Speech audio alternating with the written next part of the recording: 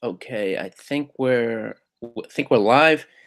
And today I just wanted to talk a little bit about the strange, kind of interesting, kind of entertaining phenomenon of Andrew Yang. Uh, the I don't know how you would describe him, a techno-futurist or a um, a postmodern Democratic candidate for president. And one of the one of the unique things about Andrew Yang's presidential candidacy, and I should preface this by saying that I'm not a supporter of Andrew Yang. He probably I haven't delved too deeply into his positions, but I'm assuming on major social issues, he's probably very similar to the if not pro infanticide, he's probably very similar to the pro-abortion stance of virtually every single Democrat competing for major office. Uh, but there are some unique things about him. He's he's been on Joe Rogan and Tucker Carlson just as a result of the fact that um, he doesn't have the name recognition. He's not an office holder, a senator or governor. So he doesn't have the name recognition or the popularity of some of the other 300 Democrats running for office. So he needs to utilize whatever marketing opportunities are at hand. And since he's a Silicon Valley uh, Silicon Valley capitalist, he's very adept at utilizing new media. So he's been on Tucker Carlson um, and Joe Rogan, and as a consequence, has been exposed to the expected vitriol and hatred from people who even though they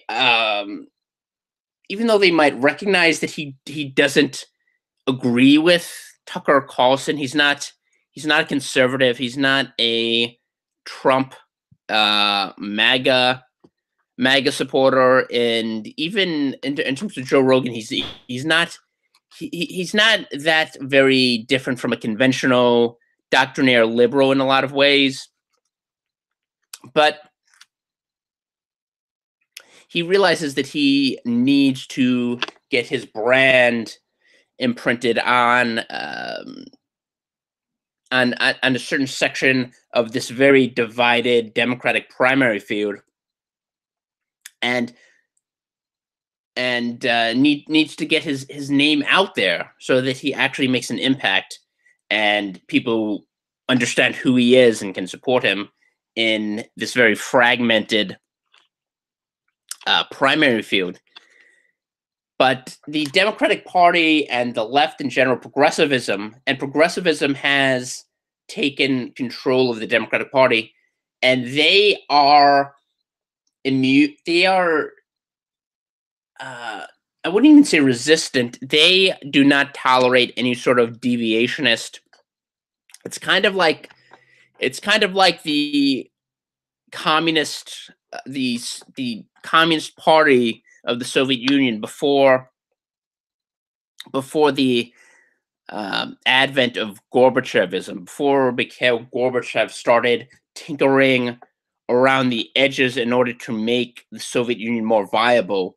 Ironically, it led to the Soviet Union's collapse, but before he became head of the Soviet Union under Brezhnev and Andropov and all of these, um, under this gerontocracy that had kind of institutionalized uh, a lighter version of Stalinism, there was no independent thought.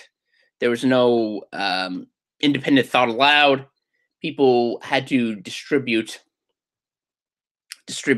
tracts and leaflets criticizing the government. They had to distribute them illicitly. It was called samizdat.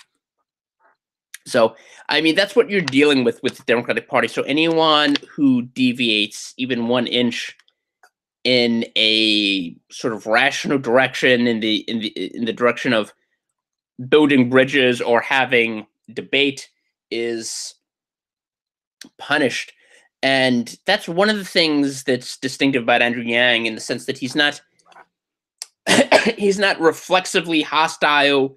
He doesn't demonize white people, and even though white voters are still a significant majority, the Democratic Party has sort of